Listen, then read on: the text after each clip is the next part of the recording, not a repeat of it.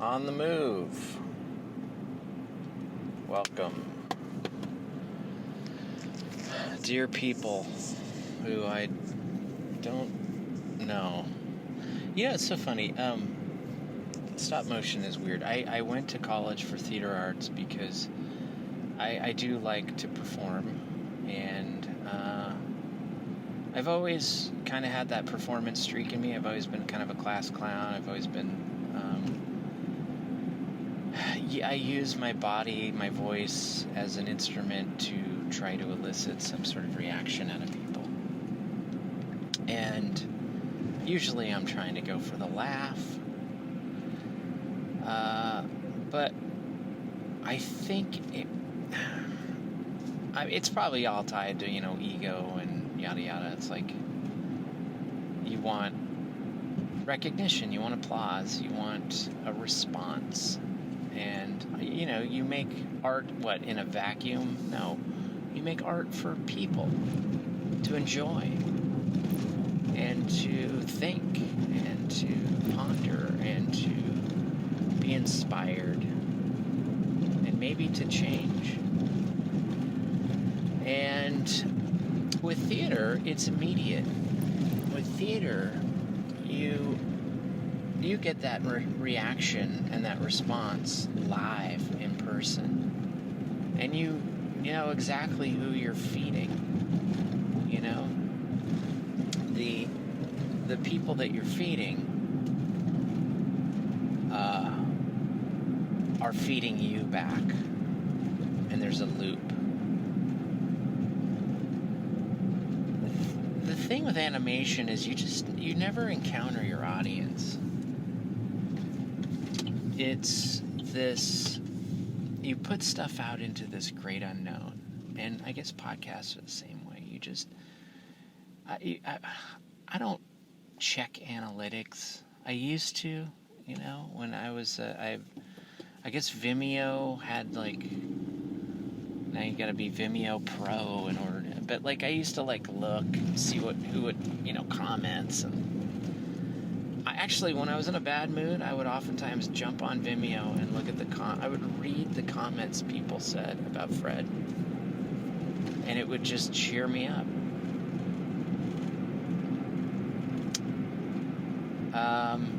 Because people really like that film, and I poured a lot of heart and soul into it. It's probably it's an extremely flawed film. And technically, I'm an extremely flawed person, so it works, right? But Fred, like me, kind of wears his heart on his sleeve and is trying very hard to confront his demons.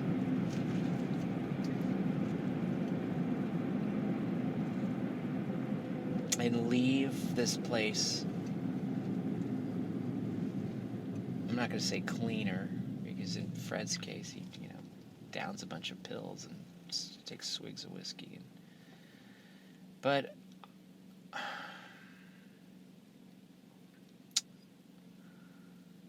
I think as artists, we transmute the things around us. I think we're this combustible engine where we're taking in inspiration constantly, especially if you're one for research, which I love doing research. I love pondering big topics. I love going down rabbit holes. But if that's all you do, if all you're doing is research, then all you're doing is taking in material.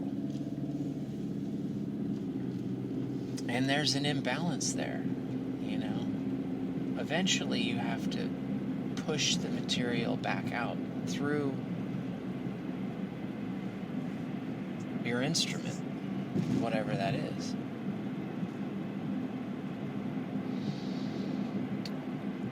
in college, there was always like this group of people that talked about doing projects. And they just would get so heady, and they would like band together and just talk and talk and talk and talk. And I got sucked into it. I remember for a while, all I was doing was talking about stuff. And when you get in that habit, you just stop doing. You stop doing shit. And it took me an awful long time to make a short film. Because I think it's becoming harder and harder to do things. There's so many distractions. There's so much nagging at you for a little hunk of your time. And oftentimes you don't sit yourself down for 10 hours and focus on a thing unless somebody above you is telling you you have to. You know, when you're doing it for your daily bread and you gotta show up or you're gonna get fucking fired, there's this pressure, and you afford the time. But between jobs or during your leisure time, to sit there and fucking invest 10 hours in something, it's just never gonna fucking happen unless you really get disciplined and make it happen. And you have to turn a lot of superfluous noise, you have to just ramp it down.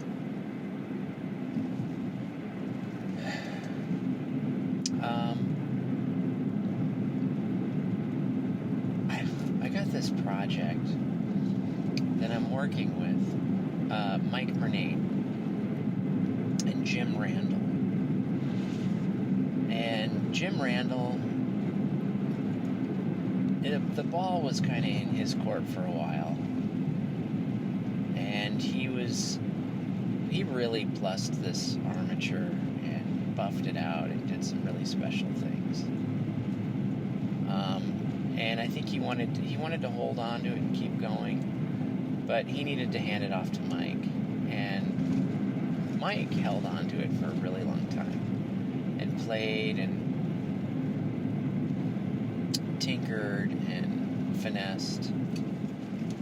And then he handed it off to me, and it's my fucking turn. And I have been sitting on my hands because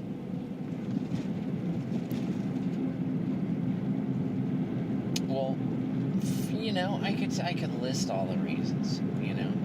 I was unemployed for a while, yeah, but I was broke, and I had, and I've got a son, and I was Mr. Mom while Liz was working, and my day just got cut in half because you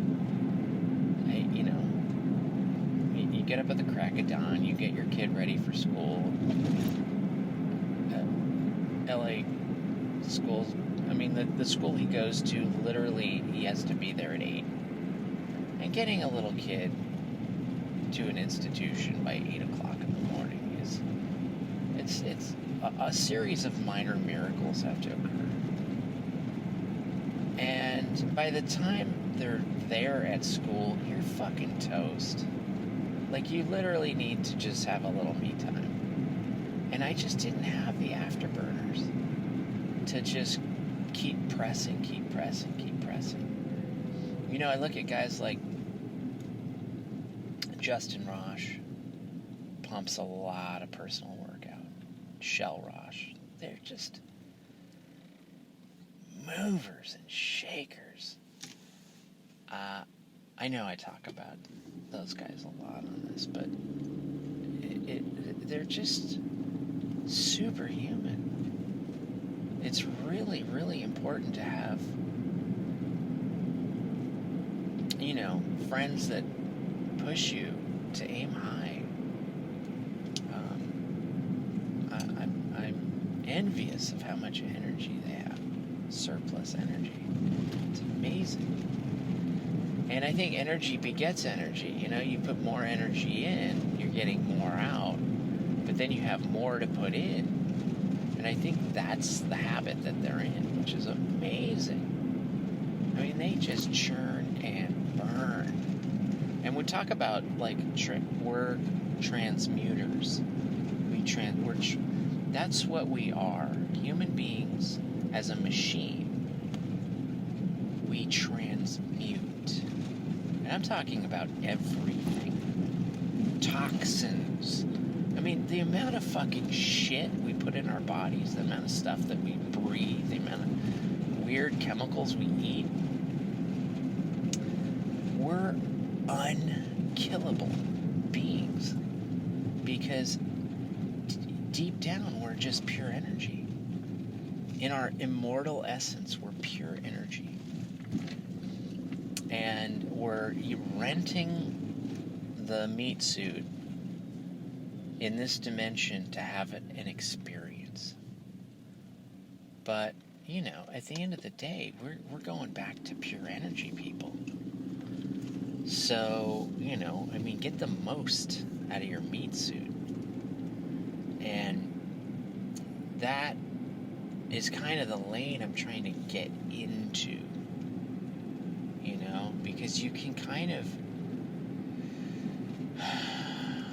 convince yourself how tired you are and how overworked you are and how badly you need a vacation.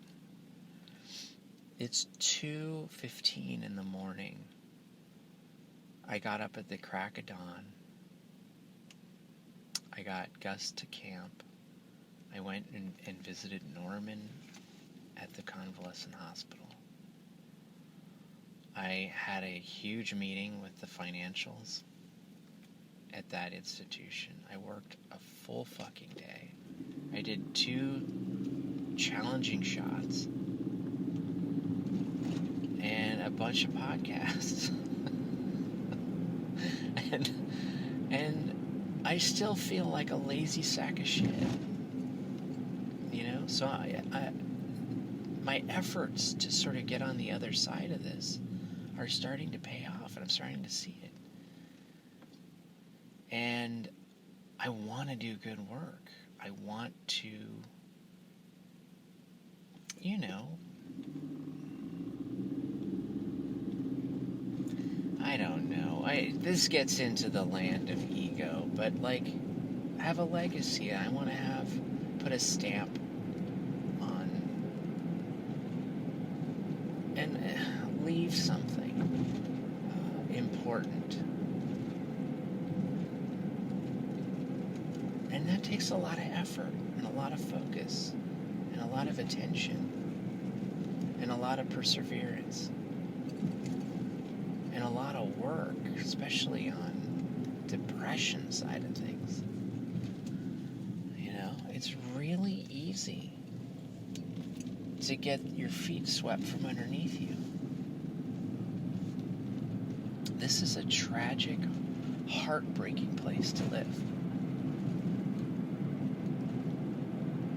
It can just be awful, awful, awful.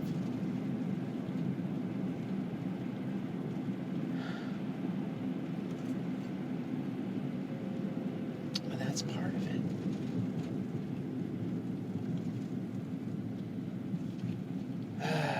Anyway, I think one of the wonderful things about 2:15 in the morning in Los Angeles during the month of July is it's the only goddamn time it's cool. You know, my car doesn't have AC, so I love 2:15 in the morning. It's a great commute. Speaking of, I'm home. Oh my God. No wonder I have green grass. The sprinklers are on. Colossal waste of water. I always wake up and just take the green grass for granted down here, but price. Mosquitoes. That's the price. Anyway,